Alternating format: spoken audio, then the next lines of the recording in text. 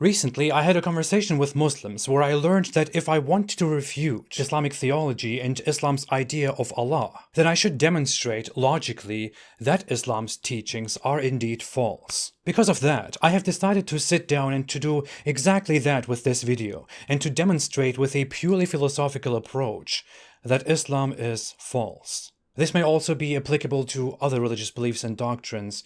Take it as you wish. Here is why Islam is most definitely false. Islam teaches that Allah is Almighty, all-knowing, and the one who creates and decrees everything. Islam claims that Allah gave humans the free will and responsibility to choose between belief and disbelief, and that Allah rewards and punishes humans for their belief or disbelief. For Islam to be true, Allah must have created and decreed everything, and humans must be free to choose between belief and disbelief.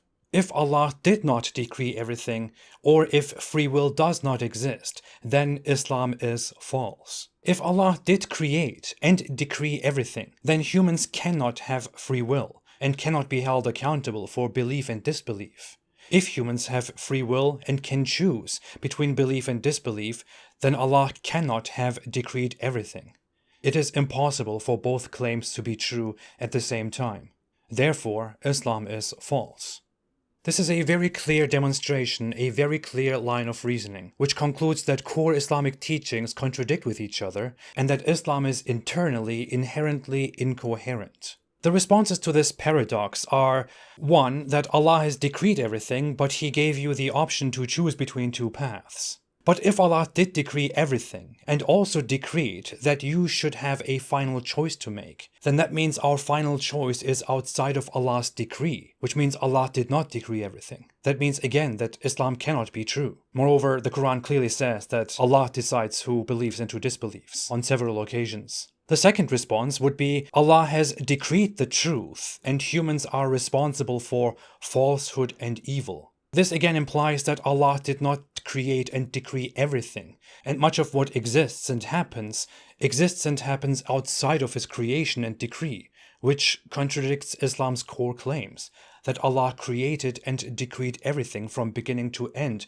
before He even created it. A third response would be that Allah created us and knew what we would choose, because He is all-knowing, which is why He decreed our final choices and decided our punishment or reward in advance. This is the only objection that remotely seems to make sense to me, but the problem is that it only appears to make sense, but contradicts with the premises again. If Allah created humans, created everything, and decreed everything that will happen, then Allah also created the humans and their capabilities in such a way that they would eventually make the wrong choice. And He also decreed that they would eventually make the wrong choice. If Allah is the one who creates and decrees everything, then He could have simply created a human who chooses to believe in Him, and could have decreed belief for this human. Instead, Allah created a disbelieving human, and decreed disbelief and hellfire for him, which is the result of Allah's own doing. In fact, a subscriber named Ivan Sensei 88 made a comment that inspired me to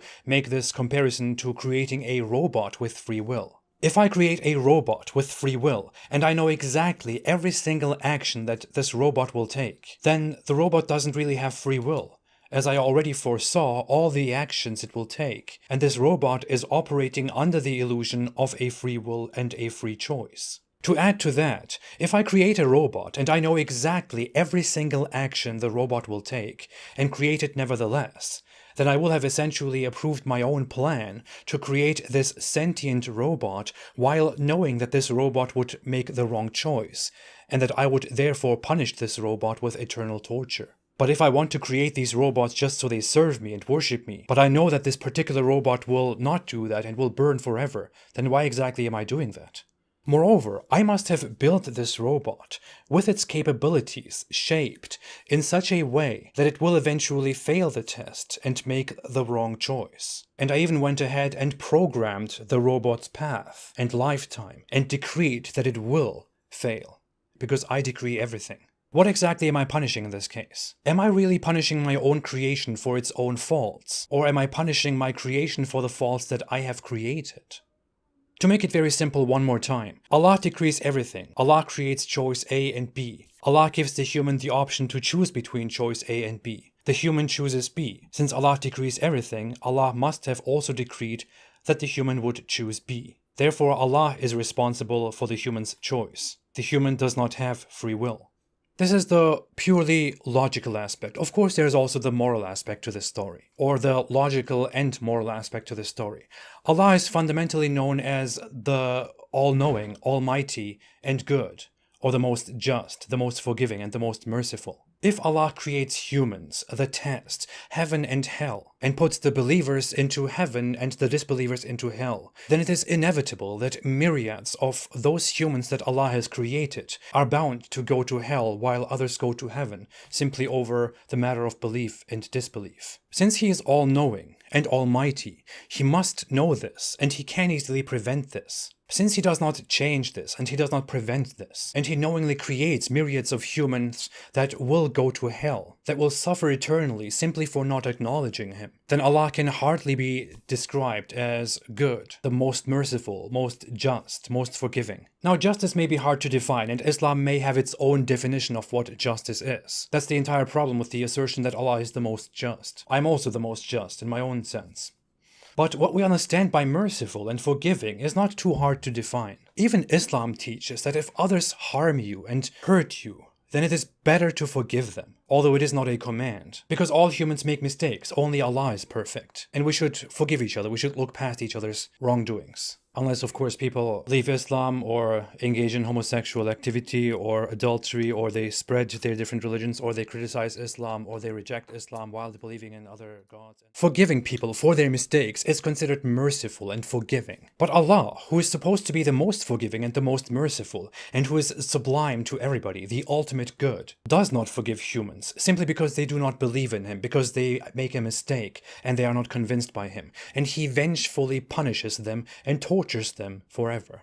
But He is the most merciful and the most forgiving. It rather looks like most merciful and most forgiving don't really mean anything in Islam, because those words are also arbitrarily defined. So when we talk about how Allah is the most forgiving and most merciful, that doesn't really mean anything. And good also doesn't mean anything in this case. It is also, again, completely arbitrarily defined. No matter what our moral stances are, we all know that a normally functioning human has a bad reaction to pain and harm, and a good reaction to benefit and pleasure. This is why our moral systems are in one way or another based on preventing harm and pain, and aiming for benefit and pleasure.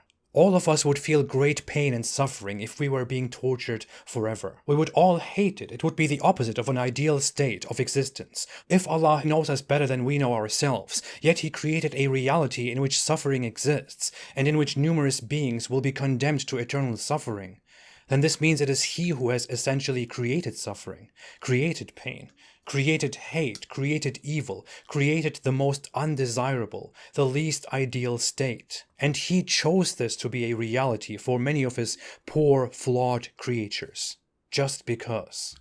This is by no reasonable definition the most merciful, the most forgiving, the best. This cannot be the most perfect thing. All of these reasons and arguments render Islam's logic false. Therefore, Islam is false. But of course, this is not even something that I argue on. I have already demonstrated many times, based on Islamic scripture itself and beliefs itself, that Islam is false. We should all know by now that Islam is false.